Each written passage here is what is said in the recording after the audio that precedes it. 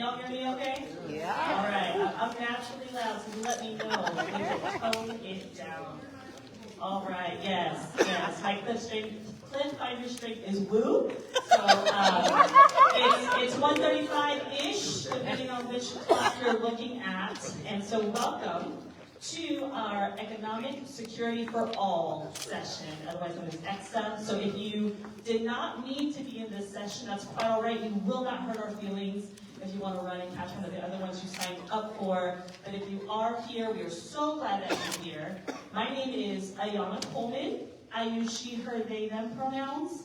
And I am the director of the Employment Security Department's Office of Equity, Diversity, and Inclusion. It is such an honor and a privilege. Thank you. So this is about me, and this is who's on the mic. It's an honor and a privilege to be introducing 4 phenomenal speakers for this session. So that is what I'm here to do. I'm going to go ahead and introduce y'all to the real stars of today. First, we have Candy Feek, who uses she, her pronouns. She was appointed commissioner for the Washington State Employment Security Department by Governor Jay Inslee in June 2021. Prior to that, she served as ESD's Deputy Commissioner and Chief Operating Officer. Candy originally joined the agency in 2017 to design and stand up the nation's best paid family and medical leave program. She got her start in state government 27 years ago through a non-permanent role working in the mailroom. She rose to executive leadership through hard work, dedication to public service, and living her values of teamwork and servant leadership. Candy is also a member of the Washington State Office of the Chief Information Officer Technology Services Board, and has also received her Certified Diversity Executive credential.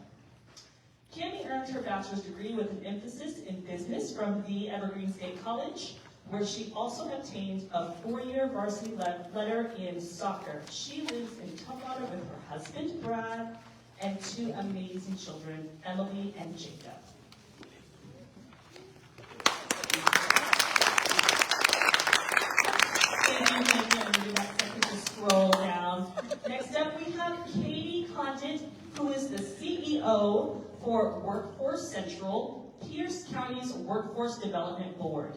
Workforce Central bridges the gap between employers and workers through coaching, training, job placement, and retention support with the aim of building and sustaining a robust talent pipeline into living wage jobs. Thank you, Katie. Thank you. Next up, we have Danielle Thompson, who is a dedicated workforce development advocate and the director of workforce initiatives at Workforce Central. With over 15 years of HR and leadership experience, Thompson's approach focuses on holistic empowerment and embodies a find the yes philosophy. Her skills in communication and servant leadership have allowed her to directly impact contracts and deliver transformative services. Her passion for service, coupled with a knack for program design and strategic funding allocation, set her apart. Please don't applaud yet, I gotta scroll. It's technology at its finest, y'all. Looking ahead, Thompson is excited about the prospects of this program year and the dynamic work her programs will unveil. She believes that innovation thrives through collaboration. All right, let's hear it again. And of course, certainly not least, but last in the lineup is Corbett, who is a social impact and equity architect with extensive experience in nonprofit and government sectors, particularly in adult education, housing, and workforce development.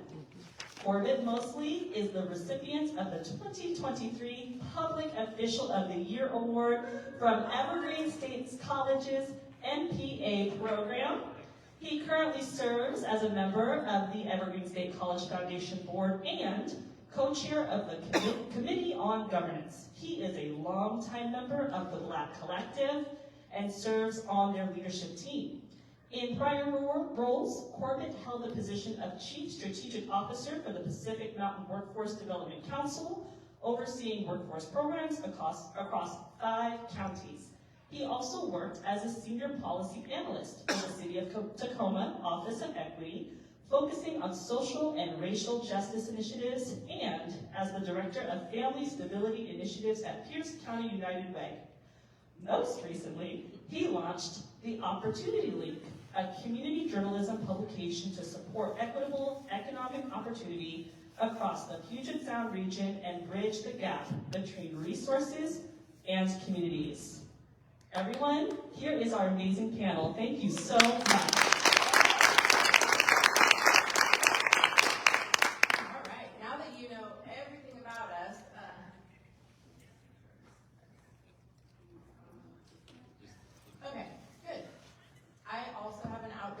All the time, so I may not need a mic, but I'm gonna stick with it. So I'm Tammy Feek, and I'm really honored to be with all of you today and this incredible panel.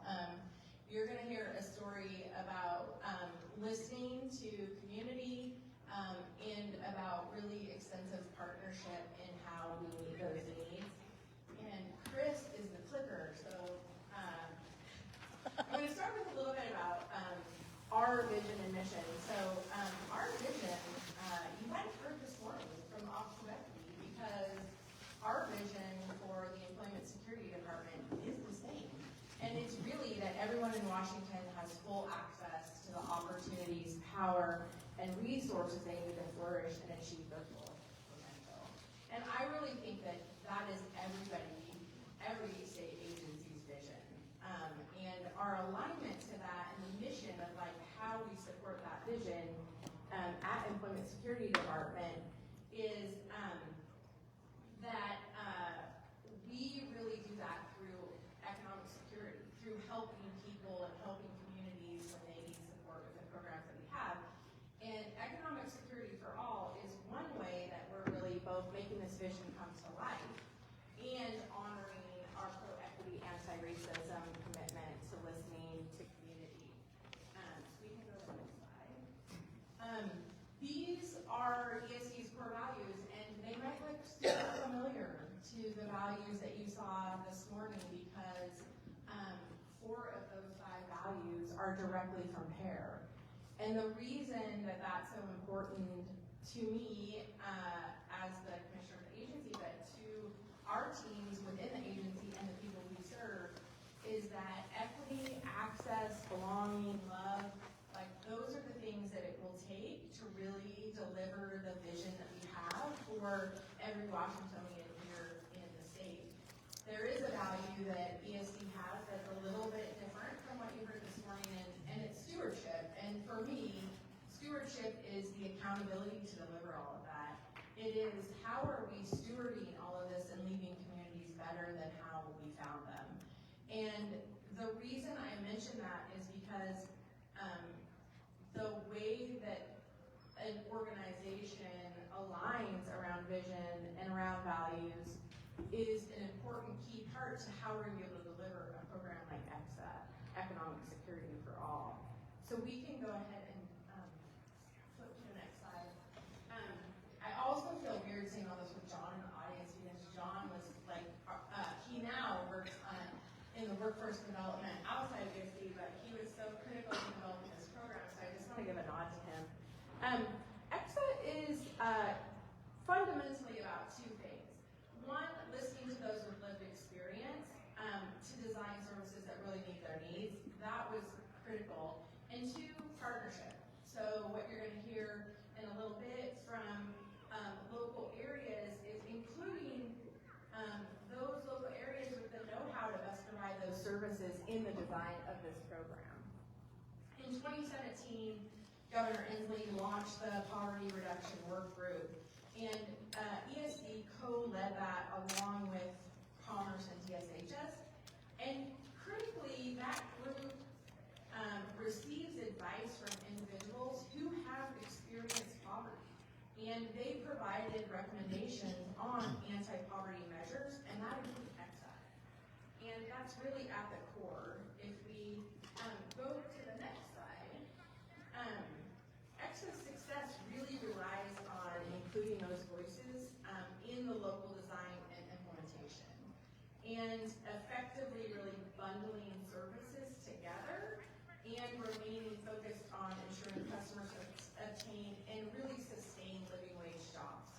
And you'll hear some more about how you really move people to self-sufficiency.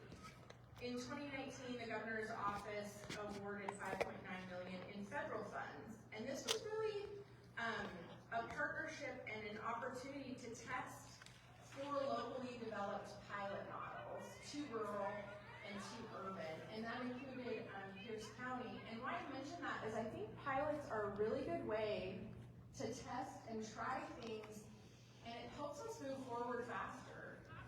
Often, I think, I have been guilty in the past that organizations can sit back and wait for like the whole thing to be perfect or built out in a way, when really we can have the fundamentals, pilot it, and try it. Since then, the program has grown with additional federal, and now we have secured state dollars to serve more individuals experiencing poverty across the state. And that really focuses on underserved communities, BIPOC, unhoused, and rural communities. And so I think that is a core tenet, and that certainly came from what we heard from community and individuals with lived experience. So if we go to the next slide. In 2022, the legislature appropriated state funds for the EcSA model, which was a really awesome opportunity and moment for us because it really expanded our capacity in delivering comprehensive and coordinated services. And that coordination and partnership between the local workforce development areas who know their communities so well and community partners is really, really important. So that expansion is important because 26% of Washingtonians live in poverty. I just want you to think about that for a minute. 26% of Washingtonians live in poverty. That is a huge number, and I think it is a reflection of what we heard this morning about not serving Washingtonians. I think it's also important to know not just the percentage of those that are in poverty, but those that are just above poverty and not self-sufficient. Because what happens is we have systems that are set up that support them to get to that one step, and then something happens, their car breaks down, something else happens, and they fall right back down into poverty. So programs like EcSA, I just thought it would be important to kind of make that, because there's another equally large population of those that aren't just in poverty, but below their self-sufficient wage. And so, thank you for letting me jump in. Absolutely, we're a team up here, and that is absolutely true and important to know. And I'm sure some of us here today are like one bill away or one incident away from maybe not being in the spot where we are today. So I think it's really an important call out. I think this year, through both advocacy and continued partnership with our local workforce areas, the legislature appropriated additional funds, including to serve a population that Corbett just so well described, those that may fall into poverty, that aren't today, but are that not necessarily self-sufficient. And it also had funding to work with businesses to enhance opportunities for those who have experienced poverty to have gainful employment and to help the employers help them, and that navigation and support for that relationship as people move into work. So I'm super excited, and my colleagues are going to highlight later. We began a new partnership too with funding from the Department of Commerce and collaboration with the Washington Student Achievement Council to further our efforts. And that's that collaboration, additional investment, and broad support. So I'm just gonna close by saying, by continuing to listen to those with lived experience, by maintaining and strengthening our partnerships with the local areas who know their communities best, and really leading the way, this EcSA model can continue to grow and be a key tool in the anti-poverty, anti-racism toolkit. So it's my privilege to hand it over to Katie now, and now you get to listen to the real experts that are on the ground delivering this in a really powerful and important way. Thanks, Tammy. And the real experts are Danielle and Corbett, so I'm not going to talk too much because they're going to get into the details of the why here and the what and what this looks like for humans on the ground every day. But when we think about model design and enhancements, which I believe is what I'm supposed to be talking about, I think one of the key call-outs that Cammie made that I want to share with this room that is different about economic security for all is that we recognize there is really critical work already happening in every region across the state. And it wasn't enough. It isn't enough. There's really critical work happening. And so what Economic Security for All did is that we acknowledge there's good work. We acknowledge it's not enough. And so we aren't going to fund a bright, shiny new program over here in a silo to go into local areas and compete or duplicate. We are going to enhance and align a system with additional funding to make it whole. And that's a new way of doing business. It's not as quick, it's not as bright, it's not as shiny, but it takes the foundation of what we've all built in our communities. You work for state agencies and community-based organizations and systems, and sometimes we do look around and say, wait, don't start that brand new thing over there because we have so much good work happening here. And so Economic Security for All is a recognition of that powerful system that you all and we all are a part of to say, where are we not meeting the mark? Where are we not human-centered? Where are we not centering the lives of the people who are in these systems, trying to knock on 22 doors to navigate them? And how do we do that better and more comprehensively? So that, to me, is a really critical design element that we don't want to miss here. And I'm going to turn it over actually to Danielle and talk more specifics about, like, so what is this economic security for all thing, and what does it mean for people? Okay, bear with me. First time on the mic. Y'all are my first groupies. So don't throw your tomatoes too hard. Fun fact, as Cammie had mentioned, we originally started with 4 areas in Washington State, and I am one of the last standing economic security for all managers from the beginning. John, I know, as Cammie said, this has been so pivotal with you, and Corbett, thank you. I told Katie, we need to get you an economic security for all cave. And will you be our superhero representative for that? Exactly everything what Cammie and Katie said, it wasn't hard identifying the location that we wanted to work with. It wasn't hard identifying the population we needed to work with and serve. It was more so hard understanding, are we going to call it EcSA or ESCA? There was so much confusion around that. And then what was the bigger piece that was much more hard was developing trust in those communities. I don't know if you all are familiar with the Tacoma area. Pierce County, we identified the Salishan area as our target community. And we have a WorkSource one-stop system just in the heart of Tacoma. In order for our Salishan community to get to that one-stop center, a lot of them were using the bus, and it could take anywhere from 1 to 2 bus rides to get there. So what is EcSA? Exactly to what Katie has spoke to. It was us, the boards, our partners, bringing our services to the community. Oftentimes you hear, well, they should know. Well, they should come in. Well, we are hosting all of these things, workshops, peer groups and whatnot, but why are we waiting for them? And why are we the best kept secret? So while EcSA, yes, has that focus on my people of color, as I like to call them, the BIPOC community, unhoused community, rural communities, because Pierce County is large. I don't know if you all know that. I mean, Enumclaw, Eatonville, right? We forget Bonnie Lake is right up the hill. We have a beautiful mountain here. So many great things. We didn't want to forget about them. My favorite thing about the design of this, thank you so much, John, is that the Employment Security Department forced us to play together. How many times do we know somebody in the community? DSHS can help with food stamps or medical. Comprehensive Life can help with mental health and behavioral health. Metropolitan Development Council can help with connecting you to financial aid, but we weren't working together. And what kind of reflection was that for our community?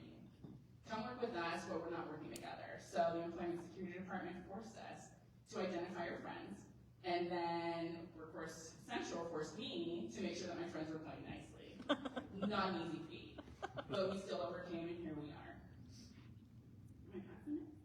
Yeah, and all that, thank you, Danielle, for that. Economic Security for All is designed differently, and I'll give you a couple examples, and then I'm excited to turn it over to Corbett. But one of the things you talked about is meeting people where they were at. When we think about what people told us, especially this population who are ALICE, most of you likely know that acronym. Well, now I'm going to forget it, but people who are employed, asset limited, income constrained, and employed. So people who are employed but who aren't just above that 200% poverty level that Cora was talking about, they came to us and said, like, I would love to upskill or reskill into a job in one of your high-demand industries. That sounds awesome, and I can't leave my current job to go do that. I have a family at home. And so what could it look like? And EcSA asked this question to actually pay people through an earn and learn model to train and upskill and reskill, and that's something we are starting to test. That's just a really concrete example of the human-centeredness to say, what do you need? It's something that I think often our guardrail federal funding wouldn't necessarily allow for. The state has come in and said, this matters to communities experiencing systemic barriers to employment, and so let's just remove that and test it. I think that's one really good example, and you can see some others up on this slide, bundling those services. This idea that we ask people to tell their trauma story multiple times, every time they need a service, whether it's food stamps or workforce support or education. So having a system that is aligned and lets people tell their story in a meaningful way once, and then a system that trusts that people's stories they're telling you are true, as opposed to making them prove it with multiple different types of documentation. I mean, we do this to people all the time, and I think Economic Security for All asks, what if we did it differently and trusted the people who came in one door to be at all doors, and then designed in a way that supported them into sustained self-sufficiency. So with that, too. Thank you. I just want to frame a couple of key components that I think is really just brilliant about the EcSA model is the ability to test certain innovations. And I don't, right or wrong, I kind of think about it and try to explain it to folks like this, that EcSA is kind of like the charter schools of workforce development in some ways, that it's an innovation approach that you can do different things with the funding that you can't normally do with the workforce development dollar. And so this design, how do we help programs and communities set up with the resources and the opportunity to not just help people cope with poverty, but with the strategies to help them get out of poverty. And if you look at those numbers, I think sometimes we throw out 100% of federal poverty level, 200%. Sometimes the story behind it helps. I really like the analogy that you made, Katie. But if someone is working a minimum, wage job in Washington State, they are already above the 200% of federal poverty level. And so for a lot of programs that are below that mark, a lot of programs aren't available to them. And so how do we help people move forward in their career? How do we provide workforce development services to people in the workforce? And how do we have low barrier employment and training opportunities to get people back into the workforce that have been disconnected? EcSA provides kind of a runway and a pathway for us to test different local models with different local agencies, and they're in a good position to do that because of the partnerships that they have at the table already. So I might be going off script just a little bit, but no, I think this is tracking right on. So I just think that it's a program that I think we should continue to look for, to support, to figure out if your agency or people, in your community could benefit. I think paying attention to the EcSA models and what we learn from that over the next couple of years is going to be really, really critical about how we work together, how we use different approaches, how we leverage the flexibility. Sometimes communities might try something and it be the wrong thing. Sometimes communities try something and it's right for everyone else, but this other community has different needs, different resources, different assets at the table. We have to pay attention to that. And so the flexibility of dollars coming through a state agency and then getting down to a grassroots level with local partners is some of the opportunity that I think that we really have to explore what we can do better together that we can't do alone. So I'll just pass it back to Pete. Thank you. Yeah, absolutely. And so I'll just to add on to that, and then Carvette, let me know if I missed anything here, but there are important enhancements that are coming. So I I just talked a little bit about this idea of an earn and learn model. So while people are on their pathway, with partnership with Employment Security Department and Department of Commerce, people who are working their way into self-sufficiency, whether it be through training, coaching, job search, etc., will be eligible for a monthly incentive that's funded through the Community Reinvestment Fund. So we can test, hey, if we actually gave people the space and the, like, dare I say, comfort or the ability to take care of themselves and their families while they're on these journeys, are they more likely to succeed out of self-sufficiency? Not just for a week, not just for a couple weeks, but for a year, 2 years, for their lives at a time, so we aren't seeing this rebounding back into our systems. And you said to sort of cope with poverty as opposed to, I mean, that's such a brilliant framing of what we do so often unintentionally. Really exciting as when we think about having to knock on multiple doors to eligibilize someone, EcSA participants will be automatically income eligible to receive the full Washington College grant. So FAFSA, WAFSA, this is this idea of if you enroll in one service, couldn't we just get you into more so that it's easier to get through the door and on your pathway? And that's policy. I mean, that's state policy shifts and exciting opportunities to test dismantling some of the bureaucracy that we may set up unintentionally. Business services are going to be more robustly supportive for BIPOC owned and run businesses to support entrepreneurs and business leaders in their workforce development efforts across the state, as well as doing a really comprehensive assessment of what the impact of this work actually is, so that we can say, this worked, this didn't, this was impactful, stop and start and do more of this. And we don't often invest as robustly in that as we need to, but if we can proof of concept some of these things, that opens the door to support all of us in this room and our work in a more human-centered way.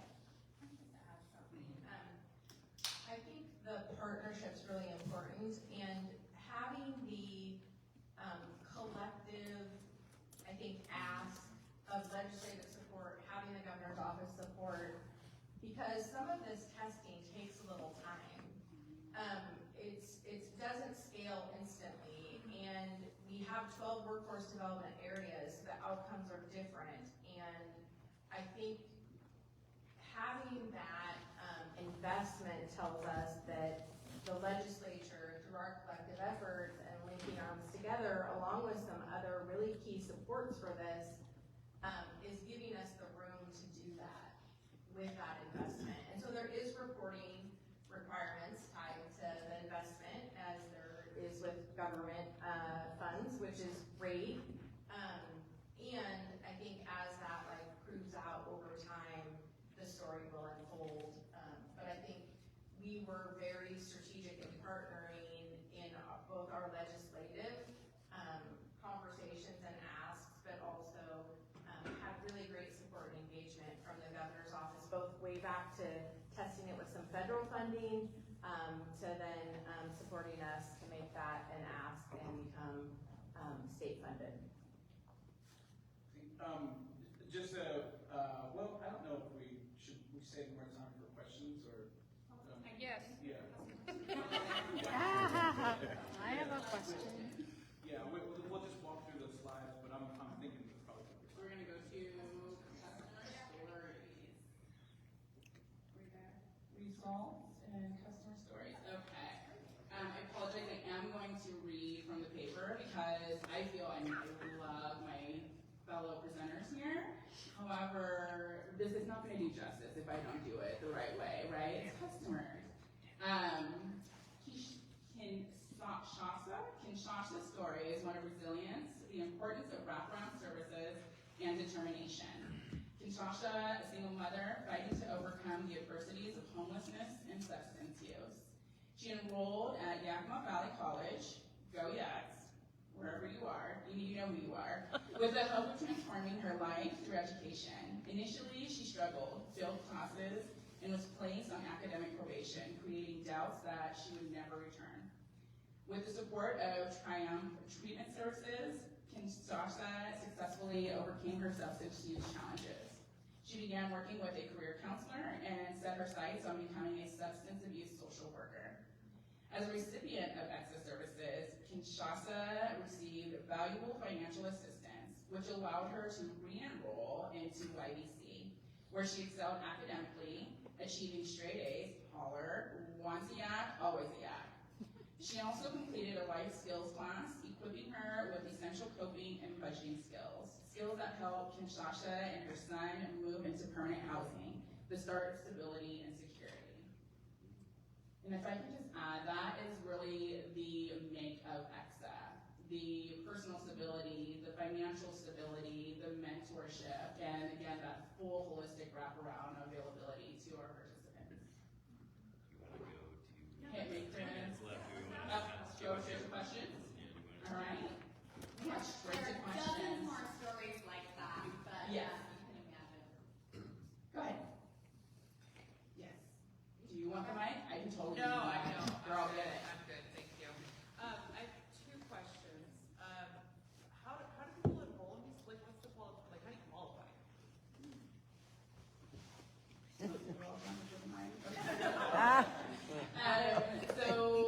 Number one, you get connected to one of your work source or one stop, EcSA providers. When it comes to enrollment, there are qualifiers for sure. With economic security for all, originally there was the idea that someone needed to be below 200% poverty, federal poverty level. So we always start with that intake piece. We are utilizing the University of Washington self-sufficiency calculator to support that identification piece. And then just identifying what the customer's need is. Just because we have the program there doesn't mean that it's a good fit for the customer because we have other services and programs. So we start with that intake. However, getting connected to your one-stop center, work source, or community partner that is aware, which a lot of them are. Again, I mentioned DSHS as one of our partners here in Pierce County and other areas as a partner as well. And we just have that conversation. We try to make it as seamless as Katie had mentioned, excuse me, so that you're not having to repeat your story. The bases are simply similar to financial aid enrollment. So that was my other question. Yeah. So, like, WorkSource and then like other ESA services are different, but like a lot of the times people don't qualify for something like food stamps if they're already enrolled in college. So you either fly or you don't get food. So I was like, is that like a barrier that's been removed?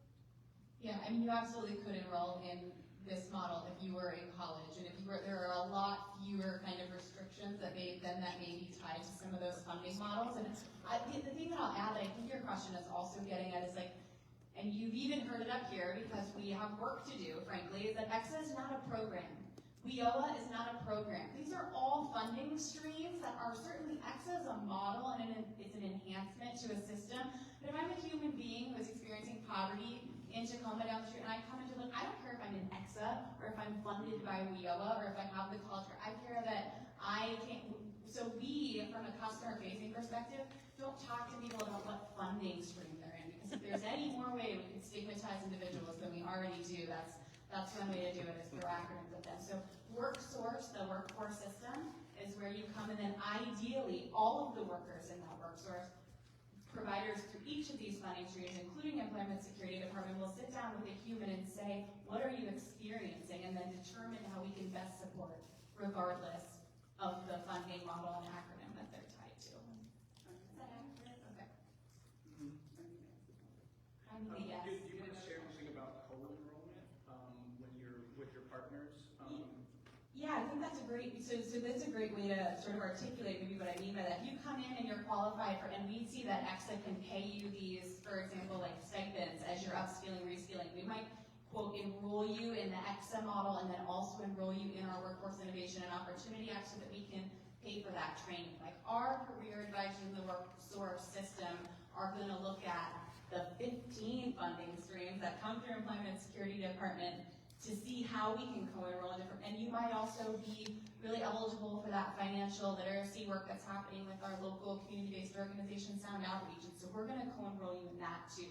Like it truly is meant to be like, we'll figure out the messiness on the back and we're gonna get you the comprehensive plan that you need, and we're not perfect at that yet, but that is the goal. Does that, okay, question?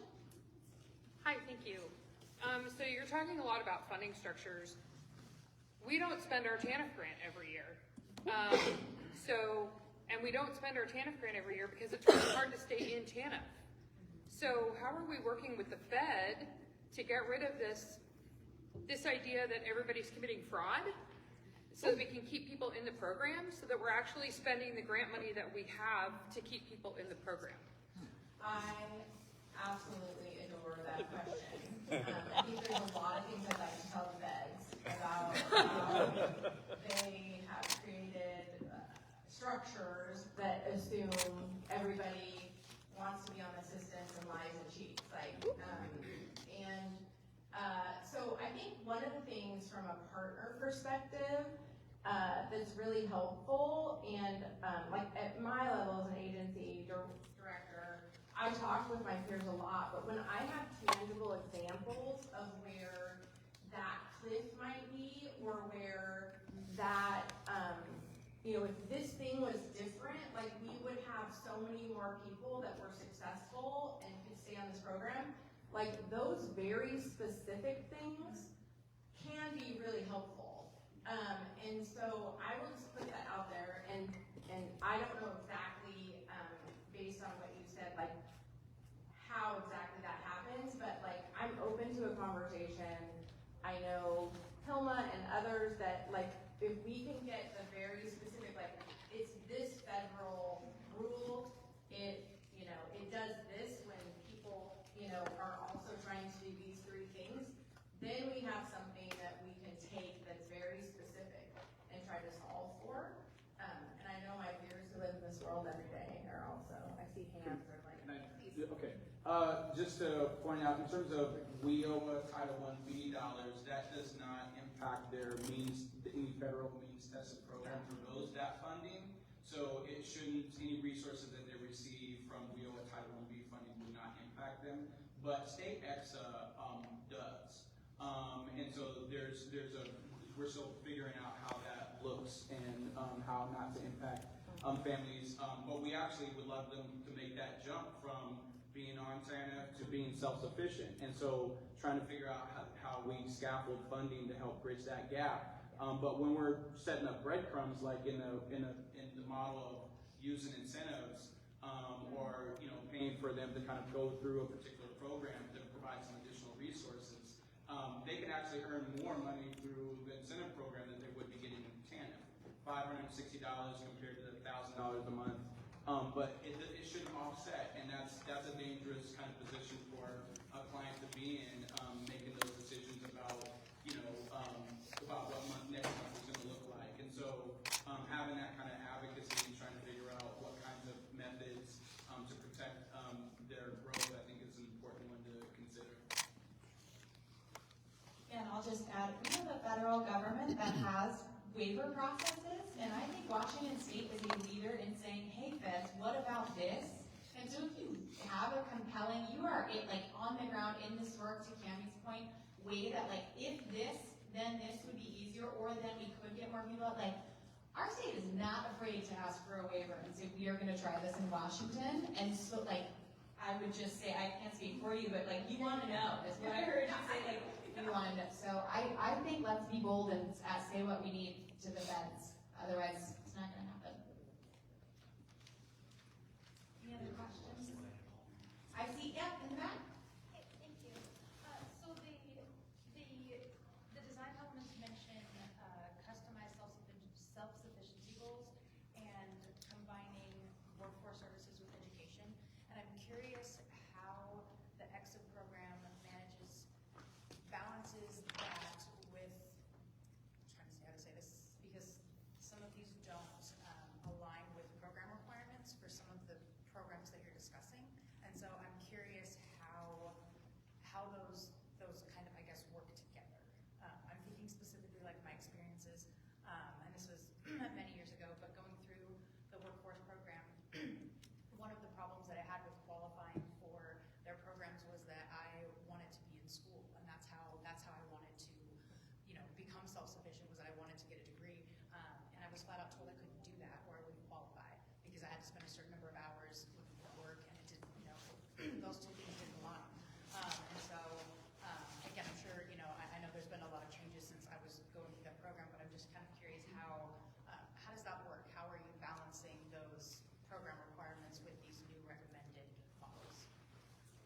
Yeah, I would say, I think a lot of that happens with having really skilled career advisors, people on the front line who might know, what you just described, and I'm not sure if it was like unemployment insurance and meeting qualifications for that, but every money stream does have sort of its own parameters. And so ideally, when you're someone and you come in and you're interacting with a career advisor, they, without telling you no, will, to Danielle's point, find the yes where if that's your circumstance, you would be really well qualified for WIO, Title I-B funding, and that can actually help pay for that education.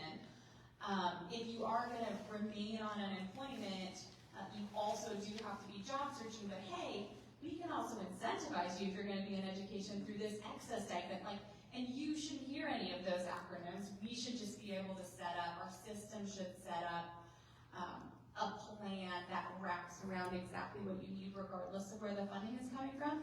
We haven't been good at that. You are not wrong. We have sort of said to people for decades, you don't qualify because A, B, and C. I mean, we for so long asked people in our WIO system to prove that they were poor, and if they couldn't, we wouldn't help them.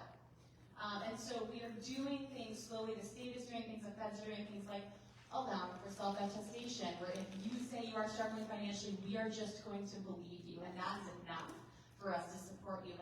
And the only reason these changes are happening are because of discussions like this in this room. So I guess to your point, you're right. We've been notoriously bad at that with people coming into these systems. What this EcSA funding is ideally going to help us do is have much more flexibility so that we aren't saying no and can find the yes more strategically. So I see other hands, and we are at time. So we have to wrap this up, but I can speak for myself, and I'm sure the panel, if you want to catch us outside, we will totally answer any other questions. But thank you for being here. Thank you for an incredible conversation. It was really